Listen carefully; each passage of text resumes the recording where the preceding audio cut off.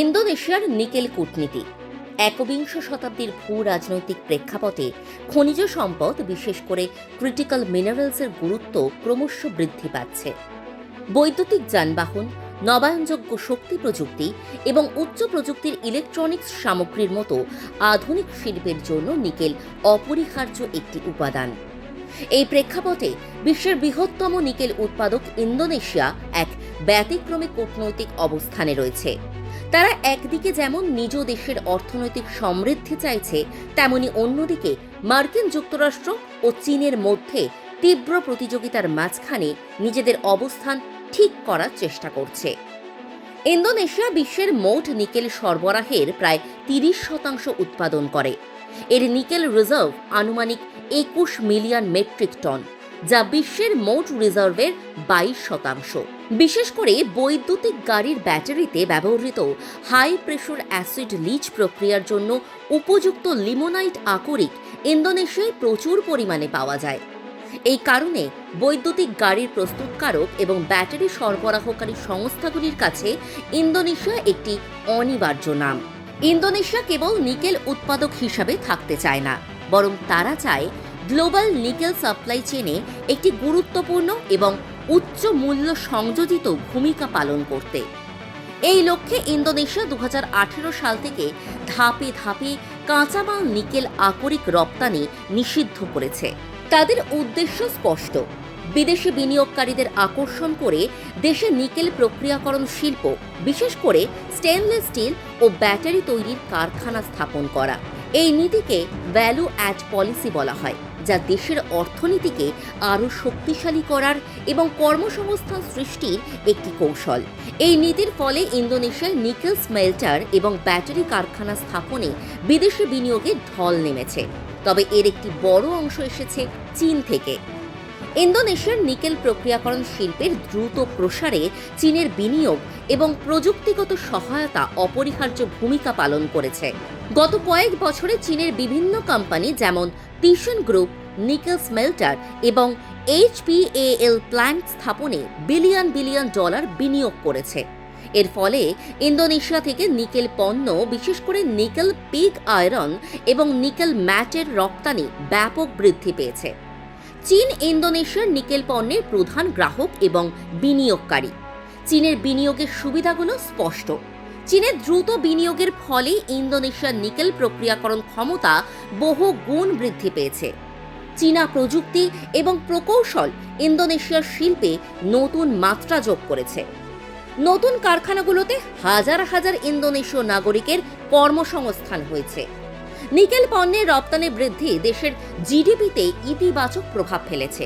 তবে চীনের সঙ্গে এই গভীর সম্পর্কের কিছু অসুবিধাও আছে। চীনা স্মেল্টারগুলির পরিবেশগত প্রভাব নিয়ে উদ্বেগ প্রকাশ করা হয়েছে, বিশেষ করে কয়লা ভিত্তিক বিদ্যুৎ কেন্দ্র এবং বর্জ্য ব্যবস্থাপনার কারণে। চীনা মালিকাধীন কারখানাগুলোতে শ্রমিকদের কর্মপরিবেশ এবং অধিকার নিয়ে প্রশ্ন উঠেছে। কিছু প্রকল্পের ক্ষেত্রে চীনা ঋণের পরিমাণ নিয়ে উদ্বেগ আছে, যা ইন্দোনেশিয়ার সার্বভৌমত্বকে প্রভাবিত করতে পারে। মার্কিন যুক্তরাষ্ট্র ইন্দোনেশিয়াকে দক্ষিণ পূর্ব এশিয়ায় একটি গুরুত্বপূর্ণ কৌশলগত অংশীদার হিসাবে দেখে। ইন্দো প্যাসিফিক অঞ্চলে চীনের প্রভাব মোকাবিলায় মার্কিন যুক্তরাষ্ট্র ইন্দোনেশিয়ার সঙ্গে প্রতিরক্ষা ও অর্থনৈতিক সম্পর্ক জোরদার করতে আগ্রহী। তবে নিকেল ইস্যুতে মার্কিন যুক্তরাষ্ট্রের অবস্থান বেশ জটিল।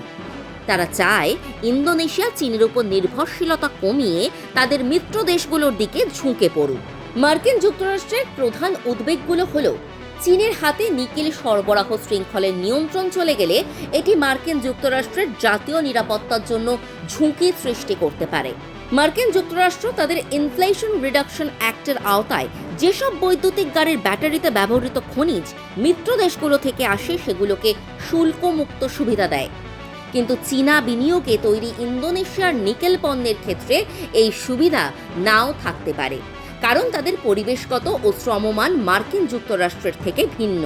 মার্কিন যুক্তরাষ্ট্র ইন্দোনেশিয়াকে আরও স্বচ্ছ এবং সুশাসনের ভিত্তিতে বিদেশি বিনিয়োগ আকৃষ্ট করার পরামর্শ দেয়। মার্কিন যুক্তরাষ্ট্র ইন্দোনেশিয়াকে চীনের বিকল্প বিনিয়োগ প্রস্তাব দেওয়ার চেষ্টা করছে। তারা ইন্দোনেশিয়া জাস্ট এনার্জি ট্রানজিশন পার্টনারশিপের আওতায় নবায়নযোগ্য শক্তি এবং ব্যাটারি শিল্পে বিনিয়োগের জন্য বিলিয়ন বিলিয়ন ডলারের প্রতিশ্রুতি দিয়েছে। তবে এই বিনিয়োগগুলো চীনা বিনিয়োগের মতো দ্রুত এবং বিশাল পরিসরে হচ্ছে না।